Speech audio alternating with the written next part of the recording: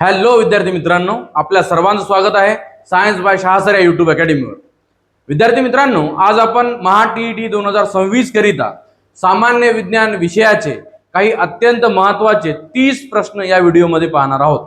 विद्यार्थी मित्रांनो, हा व्हिडिओ शेवटपर्यंत पाहायचा आहे आणि जर तुम्हाला हा व्हिडिओ आवडला, उपयोगी वाटला तर चॅनलला लाईक, शेअर आणि सबस्क्राइब करायला विसरायचं नाही। चला पहिल्या प्रश्नाकडे चला। विद्यार्थी मित्रांनो, जो पहिला प्रश्न आहे आपला तो आहे, ग्राफाइट मध्ये प्रत्येक कार्बन अणू किती कार्बन अणूशी जोडलेला असतो? अतिशय चांगला प्रश्न विचारला त्यांनी। कशाबद्दल विचारला आपल्याला? ग्राफाइट बद्दल। ग्राफाइट मध्ये एक कार्बन किती कार्बनशी जोडलेला असतो त्यांनी विचारलं। तर लक्षात ठेवा की एक कार्बन हा 3 कार्बनशी जोडलेला असतो। कशामध्ये? ग्राफाइट मध्ये। ठीक आहे। ग्राफाइट काय आहे कोणी जर का विचारलं काय आहे, तर हा एक ॲलोट्रॉप आहे।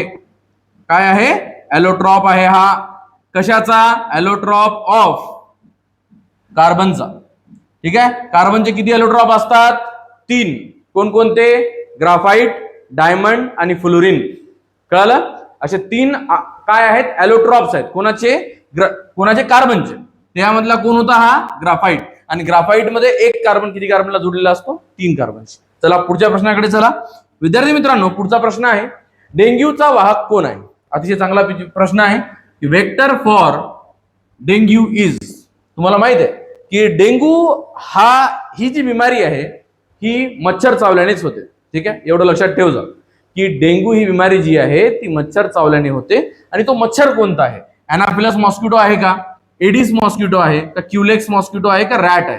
तर विद्यार्थी मित्रांनो, एडिस नावाचा मॉस्किटो जो असतो त्याच्यामुळे डेंग्यू होतो। ठीक आहे, पहिले तर महत्त्वाची गोष्ट सांगतो तुम्हाला, डेंग्यू कशामुळे होतो कोणी विचारला तर म्हणायचं विषाणूमुळे। कशामुळे होतो? विषाणूमुळे होतो। ठीक आहे, व्हायरसमुळे होतो। आणि तो सुद्धा कोण घेऊन येते? Female mosquito. लक्षात ठेव जा, फिमेल एडिस इजिप्ती नाव आहे त्याचं। कोणता डास? एडिस इजिप्ती नावाचा डास। तो जर का आपल्याला चावला तर आपल्याला डेंग्यू होऊ शकतो। विद्यार्थी मित्रांनो परत पहा, एनाफिलस मॉस्किटो याच्यामुळे कोणती बिमारी होते? तर याच्यामुळे होते मलेरिया। ठीक आहे। त्यानंतर क्युलेक्स मॉस्किटो मुळे काय होते? याच्यामुळे होते हत्ती रोग। आणि रॅट मुळे, उंदरामुळे आधीच्या काळात व्हायचा प्लेग नावाचं जी बिमारी होती ती व्हायची कुणामुळं? रॅटमुळं। कळालं सर्वांना? पुढचा प्रश्न पहा। विद्यार्थी मित्रांनो, पुढचा प्रश्न आहे, कोणता नियम सांगतो की विद्युत प्रवाह हा विद्युत दाबाच्या प्रमाणात आणि प्रतिकाराच्या व्यस्त प्रमाणात असतो? कोणता लॉ आहे म्हणते जो सांगतो कोणाचं? विद्युत दाब हा कसा असला पाहिजे? प्रमाणात असला पाहिजे।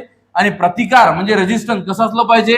व्यस्त प्रमाणात। म्हणजे काय त्यांनी असं म्हटलं बघा, कोण? विद्युत दाब म्हणजे काय? व्होल्टेज व्ही वर असला पाहिजे आणि रेजिस्टन्स आर कुठं असलं पाहिजे? खाली।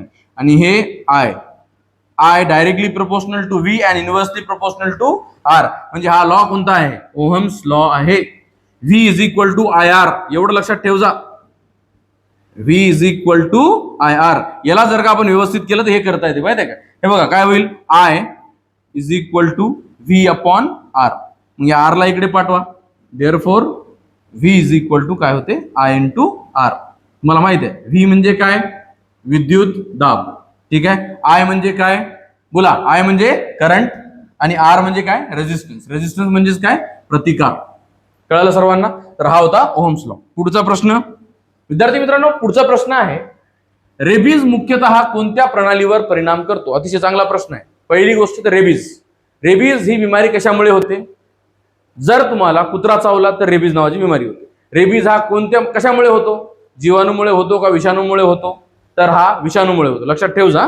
ठीक आहे, रेबीज हा विषाणूमुळे होतो। त्यानंतर महत्वाचं अजून काय?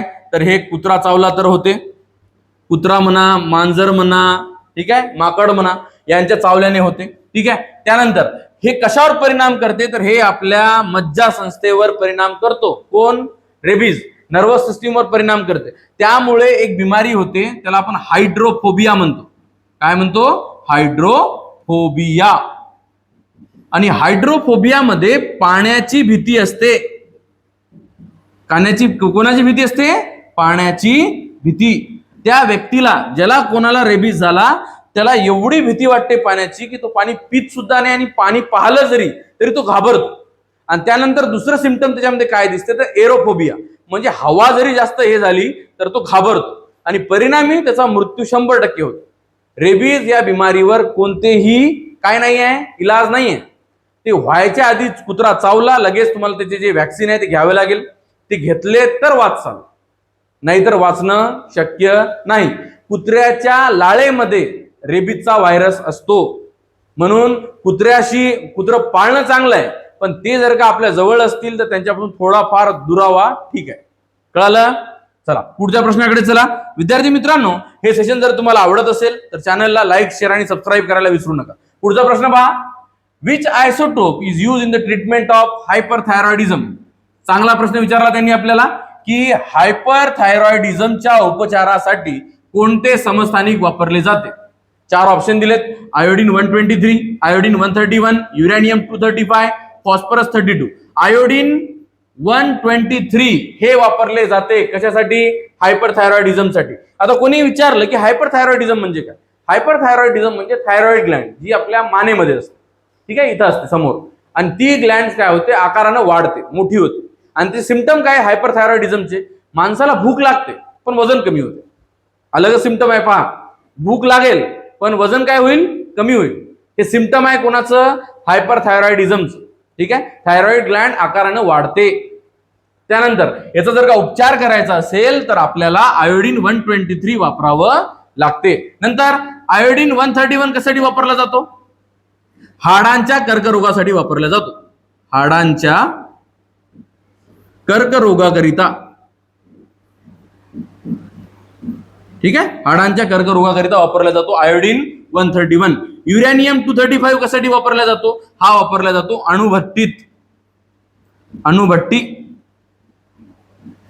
अणुभट्टीमध्ये वापरला जातो. ठीक आहे, न्यूक्लिअर फिजन रिएक्शन मध्ये वापरला जातो युरॅनियम 235. त्यानंतर फॉस्फरस 32 कशामध्ये वापरला जातो?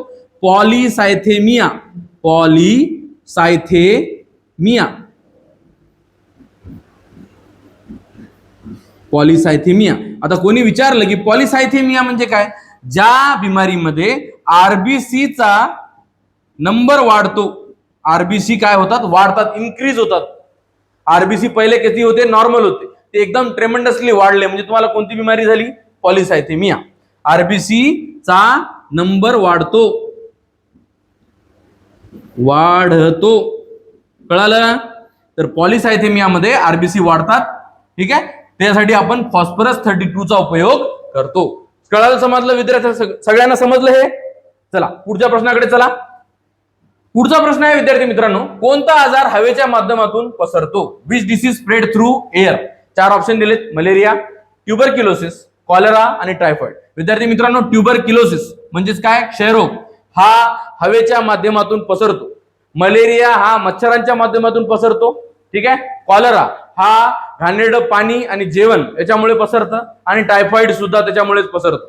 ठीक आहे, हायजीन व्यवस्थित नसेल तर या 2 बिमाऱ्या होतात. कोणत्या? कॉलरा आणि टायफॉइड.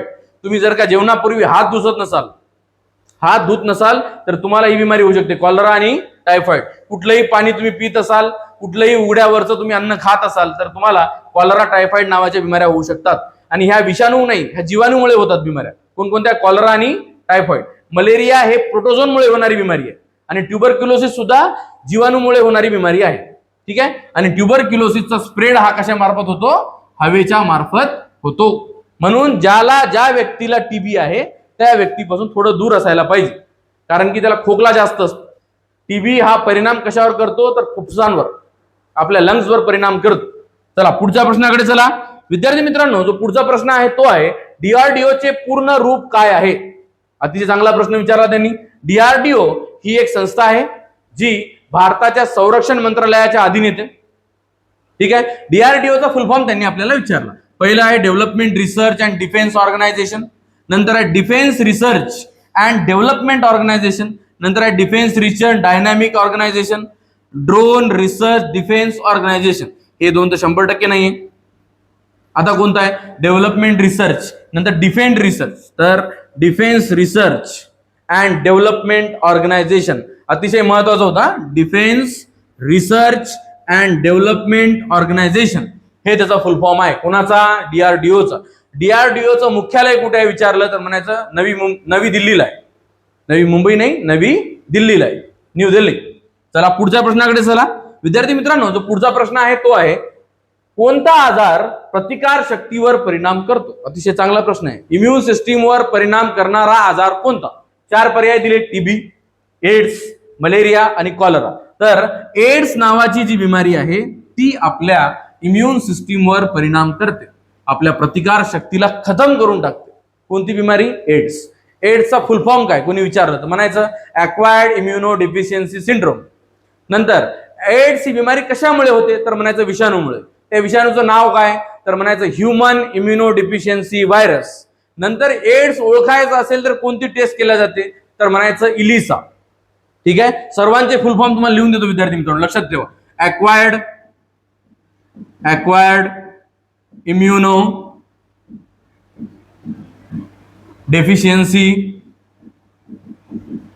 डेफिशियन्सी सिंड्रोम हे होता फुल फॉर्म कोणाचा? एड्सचा. नंतर एड्स कशामुळे होतो? HIV नावाच्या विषाणूमुळे होतो. ठीक आहे, HIV विषाणूमुळे होतो. या HIVचा फुल फॉर्म काय तर म्हणायचं ह्युमन इम्युनो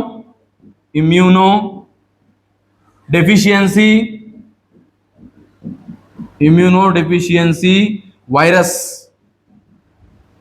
कळलं? आणि याला ओळखण्यासाठी जी टेस्ट आहे त्या टेस्टचं नाव काय आहे? इलिसा. आणि इलिसाचा फुल फॉर्म होतो एन्झाईम लिंक्ड इम्युनोसॉर्बंट असे. कळलं? चला पुढच्या प्रश्नाकडे जाऊया. पुढचा प्रश्न आहे विद्यार्थी मित्रांनो, सर्वाधिक आयनीकरण क्षमता कोणाची असते? अतिशय चांगला प्रश्न आहे. आयनायझेशन पोटेन्शियल सर्वात जास्त कोणाचं असते तर म्हणायचं अल्फा रेज. अल्फा रेज काय? आयोनायझेशन पॉवर सर्वात जास्त कोणाचा असतो? अल्फाचा. त्याच्यापेक्षा कमी बीटाचा, सर्वात कमी गामाचा. कळालं? हे झालं तुमचं अल्फा, हे झालं तुमचं बीटा आणि हा झाला तुमचा गॅमा रेज. कळलं? तर आयनायझेशन पॉवर सर्वात जास्त आहे अल्फाची, त्यानंतर बीटाची, त्यानंतर कुणाची? गामाची. कळलं सर्वांना? पुढच्या प्रश्नाकडे चला. जर का याच्यामध्ये पेनिट्रेशन पॉवर विचारला असता, पेनिट्रेशन पॉवर भेदक शक्ती जर का विचारली असती आपल्याला तर आपण याचं उत्तर दिलं असतं सर्वात कमी असते अल्फामध्ये, तिच्यापेक्षा भेदक पॉवर चांगली असते कोणाची? बीटाची. आणि सर्वात जास्त भेदक कोण असतो? गामा असतो. कळालं? पण आपल्याला काय विचारलं त्यांनी? आयनायझेशन पॉवर, म्हणून आपण पर्याय क्रमांक 1 अल्फा रेज याचं उत्तर सांगितलं. अतिशय महत्वाचं आहे आणि हे विचारू शकते विद्यार्थी मित्रांनो, लक्षात ठेवा. विद्यार्थी मित्रांनो, परत पुढच्या प्रश्नाकडे जाण्याच्या पूर्वी परत सांगतोय, जर तुम्हाला हा व्हिडिओ उपयोगी वाटत असेल, आवडत असेल तर चॅनलला लाईक, शेअर, सबस्क्राईब करायला विसरू नका. पहा, सोनारचे पूर्ण रूप काय आहे? अतिशय चांगला प्रश्न आहे. साऊंड नेव्हिगेशन अँड रीडिंग नाही आहे, हे चुकलेलं आहे. Sound navigation and ranging, yes it is correct. पर्याय क्रमांक 2 हे या प्रश्नाचं उत्तर आहे. सोनारचा फुल फॉर्म काय होतो? Sound navigation and ranging. ठीक आहे, SO म्हणजे साऊंड, N म्हणजे नेव्हिगेशन, A म्हणजे अँड आणि R म्हणजे रेंजिंग. कळालं सर्वांना? ह्याच्यामध्ये कोणते वेव्ह वापरले जातात तर म्हणायचं अल्ट्रासोनिक साऊंड किंवा अल्ट्रासोनिक ध्वनी वापरल्या जाते, जिची वारंवारिता ही किती असते तर 20,000पेक्षा जास्त असते. कळालं सर्वांना? चला पुढच्या प्रश्नाकडे. विद्यार्थी मित्रांनो, पुढचा प्रश्न आहे, natural radio activities found in element having atomic number. नैसर्गिक किरणोत्सर्ग कोणत्या अनुक्रमांकांच्या मूलद्रव्यात आढळतो? अतिशय चांगला प्रश्न विचारला त्यांनी. असे एलिमेंट सांगा जे नॅचरली काय आहेत? रेडिओ ऍक्टिव्ह आहेत. तर कुठून कुठपर्यंत असतात? 82 पासून 92 पर्यंत. ठीक आहे, 82 पासून 92 पर्यंत. 82 हा कोणाचा आहे? हा आहे पीबीचा ॲटॉमिक नंबर, आणि 92 हा कोणाचा आहे, यूचा. यू म्हणजे युरॅनियमचा. पीबी म्हणजे काय, लीड, आणि यू म्हणजे काय, युरॅनियम. म्हणजे लीड पासून तर युरॅनियम पर्यंत 82 पासून 92 पर्यंत जे एलिमेंट्स असतात ते नॅचरली रेडिओ ऍक्टिव्हिटी दाखवतात. कळालं सर्वांना? अतिशय महत्वाचा चांगला प्रश्न होता. पुढचा प्रश्न विद्यार्थी मित्रांनो, पुढचा प्रश्न पहा. फूड कलर मध्ये स्मॉल क्वांटिटी मध्ये काय असते? त्यांनी चांगला प्रश्न विचारला आपल्याला की फूड कलर जे असतात त्यात कमी प्रमाणात काय असू शकते? Gold, silver, lead, mercury, iron, copper, potassium, sodium, potassium. तर याचं उत्तर आहे लीड आणि मर्क्युरी. शिसे आणि पारा आढळतो कशामध्ये? आजकाल जे फूड कलर आहेत त्यामध्ये शिसे आणि मर्क्युरी कमी प्रमाणात राहतात, पण हे असणं हे आपल्या शरीरासाठी अत्यंत धोकादायक आहे. हे दोन्ही जे मेटल आहेत, लीड असो किंवा मर्क्युरी असो, हे एवढे घातक आहेत की ज्यामुळे लहान लेकरांना ADHD नावाची बिमारी होऊ शकते. कोणती बिमारी होऊ शकते? ADHD. ADHD चा अर्थ होतो अटेन्शन डेफिसिट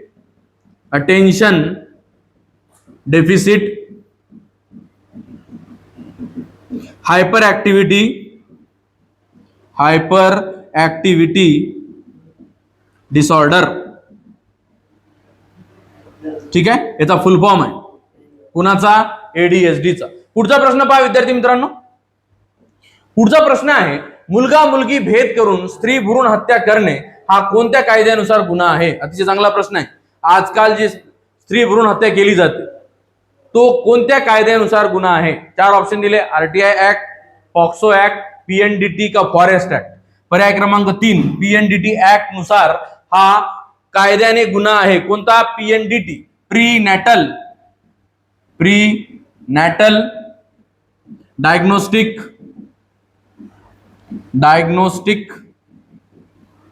टेक्निक हेचा फुल फॉर्म आहे कुणाचा? PNDT चा. आणि हे जे आहे हे पास करण्यात आलं होतं 1994 साली. हा जो ऍक्ट आहे हा 1994 साली पास करण्यात आला होता, भारत सरकारने लागू केला होता. पुढचा प्रश्न पहा विद्यार्थी मित्रांनो. पुढचा प्रश्न आहे हिऱ्यामध्ये प्रत्येक कार्बन अणू किती कार्बन अणूशी सहसंयोज बंधाने जोडलेला असतो? आपण पहिला प्रश्न पाहिला होता ग्राफाइट बद्दल, आता प्रश्न आला कोणाबद्दल? हिऱ्याबद्दल. तर हिऱ्यामध्ये एक कार्बन 4 कार्बनशी जोडलेला असतो. लक्षात ठेवा, हिऱ्यामध्ये एक कार्बन किती कार्बनला जोडलेला असतो? 4 कार्बनशी. नंतर हा सर्वात कठीण असतो. कोण? कठीण पदार्थ आहे हा पृथ्वीवरचा सर्वात खतरनाक कठीण पदार्थ कोणता आहे? तर हिरा आहे. हिऱ्याचा रिफ्रॅक्टिव्ह इंडेक्स किती असतो? 2.4 असतो. हा बॅड कंडक्टर असतो कुणाचा? हीट आणि इलेक्ट्रिसिटीचा. Bad conductor of heat and electricity. म्हणजे हा आपल्यामधून उष्णता आणि काय करंट प्रवाहित होऊ देत नाही. कोण? हिरा. पुढच्या प्रश्नाकडे चला विद्यार्थी मित्रांनो. हे सेशन जर तुम्हाला आवडत असेल तर चॅनलला लाईक, शेअर आणि सबस्क्राईब करायला विसरू नका. हा सर्व प्रयत्न तुमच्यासाठी चालू आहे विद्यार्थी मित्रांनो. चला पुढच्या प्रश्नाकडे चला. कानातील हाडांची साखळी कोणत्या भागात असते? अतिशय चांगला प्रश्न आहे. आपलं कान आहेत, त्या कानामध्ये असणारे जे हाड आहेत त्या हाडांची जी 3 हाड आहेत त्या तिघांचे नावही मला माहित आहेत: मॅलियस, इनकस आणि स्टेप्स. हे 3 हाड जे आहेत हे कानाच्या कोणत्या भागात असतात? जर आपण पाहिलं तर कानाचे मुख्यतः 3 भाग होतात. कोणकोणते? बाह्य कर्ण, मध्य कर्ण आणि अंतकर्ण. कळालं? तर यापैकी जो मध्य असतो मिडल इयर मध्ये, मध्य कर्णामध्ये ते 3ही हाडं असतात. हाडं कुठं असतात? तर मध्य कर्णामध्ये, मिडल इयर मध्ये असतात. 3 हाड आहेत. कोणते कोणते? मॅलियस, इनकस आणि स्टेप्स. पुढचा प्रश्न पहा विद्यार्थी मित्रांनो. पुढचा प्रश्न आहे बाष्पीभवनाचा वेग कशामुळे वाढतो? अतिशय चांगला प्रश्न आहे. पहिले तर बाष्पीभवन म्हणजे काय? तर द्रवाचं रूपांतर वायूमध्ये होणं. सरळ म्हणजे बाष्पीभवनाचा रेट कसा वाढेल? जर तुम्ही तापमान वाढवलं तर बाष्पीभवन लवकर होईल, बरोबर आहे. जर तुम्ही सरफेस एरिया वाढवला, पृष्ठभाग वाढवला तर बाष्पीभवन लवकर होईल. याचं उत्तर येते पर्याय क्रमांक 3 C, लार्ज सरफेस एरिया म्हणजे मोठे पृष्ठभाग. जेवढा पृष्ठभाग जास्त राहील तेवढा बाष्पीभवनाचा वेग जास्त राहील. कळालं? इथं लो टेम्परेचर म्हटलं, हाय टेम्परेचर असतं तर तेही बरोबर आलं असतं. इथं काय हाय ह्युमिडिटी असल्यावर बाष्पीभवनाचा रेट काय होतो, कमी होतो, वाढत नाही. ठीक आहे. आणि सरळ सरळ तुम्हाला जर का हे लार्ज सरफेस एरिया जर समजायचं असेल तर चहा आहे कपमध्ये आणि बशीमध्ये. तर कोणती चहा लवकर थंड होईल, बशीमधली होईल, बरोबर. आणि कप मधलं वेळ लागेल. का बरं? कारण की बशीचा सरफेस एरिया, पृष्ठभाग हा जास्त असतो, म्हणजे बाष्पीभवन लवकर होते. कळालं? चला पुढच्या प्रश्नाकडे चला. विद्यार्थी मित्रांनो, पुढचा प्रश्न आहे, फ्लोरीनच्या एका रेणूमध्ये साधारण किती कार्बन अणू असतात? अतिशय चांगला प्रश्न विचारला त्यांनी. कशाबद्दल विचारला आपल्याला? फ्लोरीन बद्दल. फ्लोरीन काय आहे तर हा आयसोटोप आहे. आयसोटोप म्हणताय, ॲलोट्रॉप आहे. ॲलोट्रॉप ऑफ कुणाचा ॲलोट्रॉप आहे बोला? कार्बनचा. हा कार्बनचा ॲलोट्रॉप आहे. कोण? फ्लोरीन. आणि याच्या रेणूमध्ये साधारण किती कार्बन अणू असतात हे त्यांनी आपल्याला विचारलं. तर लक्षात ठेवायचं की फ्लोरीन मध्ये 30 ते 900 पर्यंत कार्बन अणू आढळतात. कशामध्ये? फ्लोरीन. याला बकीबॉल सुद्धा म्हणतात. पुढचा प्रश्न, उकळ बिंदूतील फरकावर आधारित विभाजन कोणते? त्यांनी प्रश्न विचारला आपल्याला, जर तुम्हाला बॉइलिंग पॉइंट नुसार दोन लिक्विडला वेगळं करायचं असेल तर तुम्ही कोणती टेक्निक वापरसाल असं त्यांनी विचारलं आपल्याला. फिल्ट्रेशन, डिस्टिलेशन, सब्लिमेशन का क्रोमॅटोग्राफी? तर विद्यार्थी मित्रांनो, डिस्टिलेशन वापरल्या जाईल.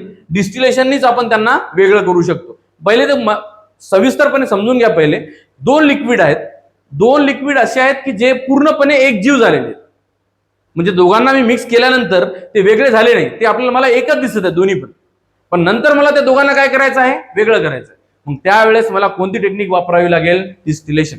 डिस्टिलेशन शिवाय माझ्याजवळ दुसरा पर्याय राहणार नाही. जर मला मी म्हटलं की असे दोन लिक्विड मी एकत्र केले की जे मला वेगवेगळे दिसत आहे, जसं की पाणी आणि तेल. पाणी घ्या अर्धा ग्लास आणि त्यानंतर त्यात तेल टाका, बरोबर आहे. ट्रान्सपरंट ग्लास घ्या, नंतर तुम्हाला म्हटलं त्यांना वेगळं करा, तुम्ही करू शकता ना. सेपरेटिंग फनेल असते, सेपरेटिंग फनेलमध्ये टाका, त्या फनेलला उघडं करा, नंतर काय होईल? पाणी खाली राहील, तेलवर राहून जाईल. म्हणजे आपण पाण्याला आणि तेलाला काय केलं? वेगळं केलं. पण जर का तुम्हाला अशा लिक्विडला जे एक जीव झालेले आहेत त्यांना वेगळं करायचं असेल तर तुम्हाला डिस्टिलेशन शिवाय पर्याय नाही. पुढचा प्रश्न पहा विद्यार्थी मित्रांनो. पुढचा प्रश्न आहे, खालीलपैकी कोणते विवर्तनाचे उदाहरण आहे? अतिशय चांगला प्रश्न आहे की कोणतं म्हटलं त्यांनी? विवर्तन म्हणजे काय? डिफ्रॅक्शनचं एक्झाम्पल सांगा म्हटलं त्यांनी. डिफ्रॅक्शनचं जे एक्झाम्पल आहे ते आहे the colour on CD and DVD.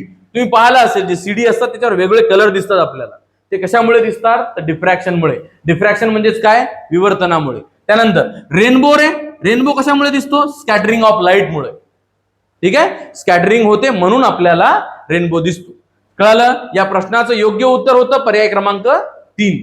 पुढचा प्रश्न पहा विद्यार्थी मित्रांनो. पुढचा प्रश्न आहे, ऊर्ध्वपातनाचे उदाहरण कोणते? म्हणजे काय? एक्झाम्पल कोणाचं विचारलं त्यांनी आपल्याला? सब्लिमेशनचं. सब्लिमेशन म्हणजे काय? धातू म्हणताय मी, सॉलिडचं डायरेक्ट रूपांतर वायूमध्ये होणं. Solid directly converted into gas, that process is called sublimation. Sublimation इथं आईस आहे, पण आईसचं काय झालं? वॉटर. म्हणजे सॉलिडचं रूपांतर लिक्विड मध्ये झालं, म्हणजे हे नाही, इथं वॉटर. लिक्विडचं समोर काही घेणं देणंच नाही, आपल्याला सॉलिड पाहिजे. कॅम्पर काय? सॉलिड. आणि त्याचे काय होत आहे? वेपर. म्हणजे हेच पर्याय बरोबर आहे. कळलं? सॉलिडचं रूपांतर वायूमध्ये होणं म्हणजेच काय? सब्लिमेशन होणं. द्रवामध्ये कन्वर्ट न होतं डायरेक्टली रूपांतर कशामध्ये होणं? वायूमध्ये. याचं अजून एक एक्झाम्पल आहे कॅम्पर सोबत, त्याला आपण म्हणतो ती काय? डांबर गोळी, नॅफ्थॅलिन बॉल. कळालं सर्वांना? पुढचा प्रश्न पहा विद्यार्थी मित्रांनो. कोणता विषाणूजन्य आजार आहे? याच्यापैकी कोणता हा व्हायरसमुळे होणारी बिमारी आहे? त्यांनी ऑप्शन दिलेत, कॉलरा, टायफॉइड, मिझल्स आणि टीबी. तर विद्यार्थी मित्रांनो, मिझल्स जे असतात, गोवर नावाची जी बिमारी आहे ती व्हायरसमुळे होते, व्हायरल. बाकी ज्या कॉलरा आहे, टायफॉइड आहे आणि टीबी आहे, या तिन्ही बिमाऱ्या जीवाणूमुळे होतात, विषाणूमुळे होत नाहीत. कळालं सर्वांना? विद्यार्थी मित्रांनो, हे सेशन जर तुम्हाला आवडलं असेल, उपयोगी वाटलं असेल तर चॅनलला लाईक, शेअर आणि सबस्क्राईब करायला विसरू नका. पुढचा प्रश्न पहा, संयुग आणि मिश्रण यामधील मुख्य फरक कोणता? या दोघांमधला मुख्य फरक त्यांनी आपल्याला विचारला. मिश्रणामध्ये फिजिकल सेपरेशन, हो, आपण मिश्रणाला काय करू शकतो? फिजिकली वेगळं करू शकतो मिश्रणाला. ठीक आहे, मिश्रणाबद्दल बरोबर आहे. नंतर व्हेरिएबल कंपोजिशन हे सुद्धा कोणाचं आहे, मिश्रणामध्ये. मिश्रणामध्ये कंपोजिशन बरोबर नसतं, फिक्स कंपोजिशन नसतं कोणामध्ये, मिश्रणामध्ये. नो बॉन्डिंग हे सुद्धा कोणाचं आहे, मिश्रणाबद्दल. मिश्रणामध्ये कोणतेही बॉन्ड निर्माण होत नाहीत. फिक्स प्रोपोर्शन हे फक्त कशामध्ये असतात, संयुगामध्ये असतात. संयुगामध्ये जे काही असतात एलिमेंट ते फिक्स प्रोपोर्शन मध्ये, फिक्स कंपोजिशन मध्ये असतात. म्हणून या प्रश्नाचं योग्य उत्तर पर्याय क्रमांक बी हे आहे. कळालं? पुढचा प्रश्न पहा विद्यार्थी मित्रांनो. पुढचा प्रश्न आहे, लाकडाचे अपुऱ्या हवेत ज्वलन केल्यास काय तयार होते? अतिशय चांगला प्रश्न विचारला त्यांनी आपल्याला. लाकडाला जाळायचंय तुम्हाला, पण त्याला कमी हवेत जाळायचं आहे, त्याला अपुऱ्या हवेत, म्हणजे त्याला जास्त ऑक्सिजन भेटलं नाही पाहिजे. मग कसं काय होईल? तसं जर का जाळलं त्याला तर चारकोल निर्माण होतो. काय निर्माण होतो? चारकोल. आणि सोबत काय निर्माण होते? एक खतरनाक गॅस निर्माण होतो, त्याचं नाव आहे CO. CO म्हणजे काय? Carbon monoxide. कार्बन मोनॉक्साईड हा कार्बन डायऑक्साईड पेक्षा सुद्धा घातक असतो. कोणता गॅस? Carbon monoxide. याच्यासोबत अजून काय निर्माण होते? धूर. आणि अजून काय निर्माण होते तर राख. ठीक आहे, कळालं सर्वांना? पुढचा प्रश्न विद्यार्थी मित्रांनो, पुढचा प्रश्न पहा. Which isotope is use in the treatment of bone cancer? हाडांच्या कर्करोगाच्या उपचारासाठी कोणते समस्थानिक वापरले जाते? पर्याय आहे strontium 89, strontium 90, cobalt 60, both A and B. जर मला माहित आहे स्ट्रॉन्टियम 89 वापरला जातो, आपण काय करतो लगेच पर्याय क्रमांक 1 टिक करून देतो. पण खाली पण पहा स्ट्रॉन्टियम 90 सुद्धा दिलेला आहे. हे दोन्ही बरोबर आहेत, म्हणजे पर्याय 1 आणि 2 म्हणजे पर्याय क्रमांक डी हे या प्रश्नाचं योग्य उत्तर आहे. म्हणून विद्यार्थी मित्रांनो कधी लक्षात ठेवा, जेव्हा कधी पेपर सोडवता चारही ऑप्शन पाहत चला. गडबडीमध्ये आपल्याला येणारा प्रश्न सुद्धा चुकून जातो. मग कळालं? चला पुढच्या प्रश्नाकडे. विद्यार्थी मित्रांनो पुढचा प्रश्न आहे, सोनोग्राफी तंत्रज्ञानामध्ये कोणत्या प्रकारच्या ध्वनीचा उपयोग केला जातो? कशामध्ये म्हटलं त्यांनी? सोनोग्राफी. बरोबर आहे. सोनोग्राफी ही कोणाकोणाची केली जाते? पोटाची, बरोबर, गर्भाशयाची. सोनोग्राफी किडनी स्टोन आहे का नाही हे पाहण्यासाठी सुद्धा सोनोग्राफी केली जाते. लिव्हरवर सुजन आहे का हे पाहण्यासाठी सुद्धा सोनोग्राफी केली जाते. हाडांची सोनोग्राफी करत नाही. ठीक आहे, लक्षात ठेवायचं. हाडांचं काय करतात? एक्सरे करतात. मग त्या सोनोग्राफीमध्ये कोणत्या लहरी वापरल्या जातात? श्राव्य ध्वनी, अवश्राव्य ध्वनी, पराश्रव्य ध्वनी हे वापरल्या जातात. पराश्रव्य ध्वनी याला काय म्हणतात? ध्वनीला ultrasonic sound. Ultrasonic sound वापरला जातो. अल्ट्रासोनिक साऊंड म्हणजे काय? पराश्रव्य ध्वनी. आणि याची वारंवारिता किती असते? आपण पहिलेच पाहिलं. किती पेक्षा जास्त? 20,000पेक्षा जास्त याची वारंवारिता असते. कोणाची? अल्ट्रासोनिक साऊंडची. पुढचा प्रश्न पहा विद्यार्थी मित्रांनो. हे सेशन जर का तुम्हाला आवडत असेल, उपयोगी वाटत असेल तर चॅनलला लाईक, शेअर आणि सबस्क्राईब करायला विसरू नका. पुढचा प्रश्न, कानातील कोणता भाग शरीराचा तोल सांभाळण्यात मदत करतो? म्हणजे काय? आपल्याला आतापर्यंत हेच माहित होतं की कानामुळे फक्त आपण ऐकू शकतो. तर ऐकणे हेच काम फक्त कानाचं नाही. कानाचं काम अजूनही आहे की आपण आपल्या बॉडीचं बॅलन्स बनवून ठेवणं. ठीक आहे, बॅलन्स सुद्धा बरोबर ठेवणं हे काम कोणाचं आहे? कानाचं आहे. म्हणजे तो आपला तोल बरोबर ठेवतो. कोण? कान. मग कानाचा कोणता भाग? बाह्य कर्ण, मध्य कर्ण का अंतकर्ण? सांगा. तर याचं उत्तर आहे अंतकर्ण. ठीक आहे. इनर इयर सर्वात आतमधला कानाचे 3 भाग, एक्सटर्नल, मिडल आणि इंटरनल. तर इंटरनल वाला जो असतो त्यामध्ये सेमी सर्क्युलर कॅनाल असतात. त्या कॅनाल काय करतात तर आपल्या बॉडीचा तोल व्यवस्थित ठेवतात. कळलं सर्वांना? चला पुढचा प्रश्न विद्यार्थी मित्रांनो, सोनारचा उपयोग कशासाठी केला जातो? अतिशय चांगला प्रश्न आहे. आपण सोनारचा फुल फॉर्म पाहिला आधी. ठीक आहे, सोलार मध्ये आपण अल्ट्रासोनिक ध्वनी वापरली जाते हे पण पाहिलं. त्याची वारंवारिता 20,000पेक्षा जास्त असते हे सुद्धा पाहिलं. पण सोनारचा उपयोग कुठं होतो?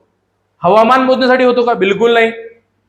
नंतर समुद्राची खोली मोजण्यासाठी. यस, समुद्र हा किती खोल आहे, समुद्रात कुठं आईसबर्ग आहे का, खडक आहे का, त्याची खोली किती आहे हे आपल्याला जर का पाहायचं असेल, पाणबुडी कुठे आतमध्ये आहे का हे जर का आपल्याला पाहायचं असेल, माहिती करून घ्यायचं असेल तर आपल्याला काय वापरावं लागते?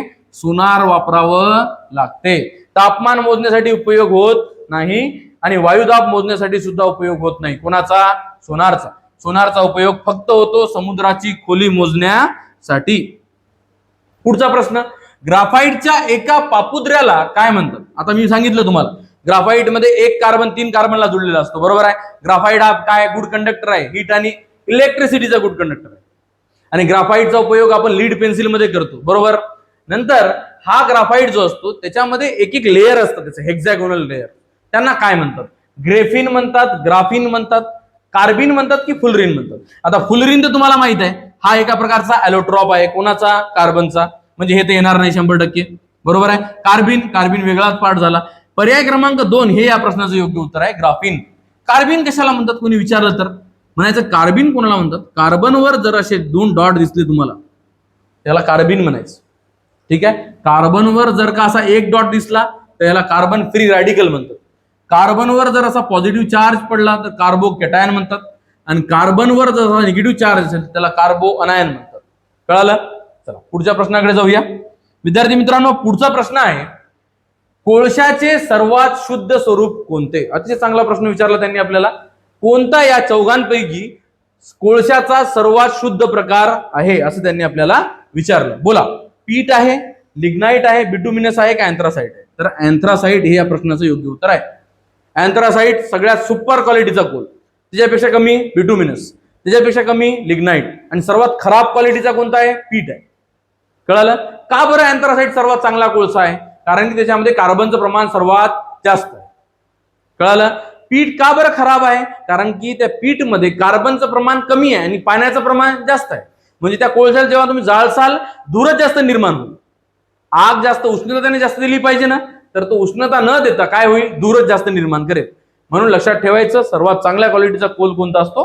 अँथ्रासाइट. आणि सर्वात बोगस कोणता असतो? पीठ असतो. कळालं? पुढचा प्रश्न, विद्यार्थी मित्रांनो, या सेशन मधला हा शेवटचा प्रश्न आहे आपला, सर्वांना लक्ष द्यायचं आहे. दगडी कोळशातून कोल गॅस काढून घेतल्यानंतर उरणाऱ्या शुद्ध कोळशाला काय म्हणतात? म्हणजे तुम्ही काय केलं, दगडी कोळसा घेतला, त्याला गरम केलं ऑक्सिजनच्या अब्सेन्स मध्ये, हे महत्वाचं आहे. म्हणजे मला त्याला जाळायचं आहे पण ऑक्सिजन भेटलं नाही पाहिजे त्याला, तेव्हा नंतर जे मला कोल गॅस यातून बाहेर पडेल, काळा धूर बाहेर पडेल कोल गॅस, आता जे कोळसा उरेल का त्याला काय म्हणायचं? चारकोल म्हणायचं, पीठ म्हणायचं, कोक म्हणायचं, लिग्नाइट. हे 2 तर प्रकार होते कोळशाचे, हे तर नाही आहे. चारकोल का कोल? कोक म्हणतात त्याला. काय म्हणतात? कोक. कोक हा प्युअर कोळसा आहे, प्युअर. कळालं? काय उरतो आणि काय बनतो? शुद्ध कोळसा. शुद्ध कोळशाला काय म्हणतात? कोक. अजून काय बनते बरं? जर त्या दगडी कोळशाला तुम्ही जाळलं तर हा कोक निर्माण होतो, एक कोल गॅस निर्माण होते, कोल टार निर्माण होते आणि अमोनिकल लिक्वियर सुद्धा निर्माण होते. विद्यार्थी मित्रांनो, हे सेशन जर तुम्हाला आवडलं असेल, उपयोगी वाटलं असेल, तर या चॅनलला लाईक, शेअर आणि सबस्क्राईब करायला विसरू नका. मित्रांना शेअर करत चला, म्हणजे त्यांचा फायदा होईल. धन्यवाद.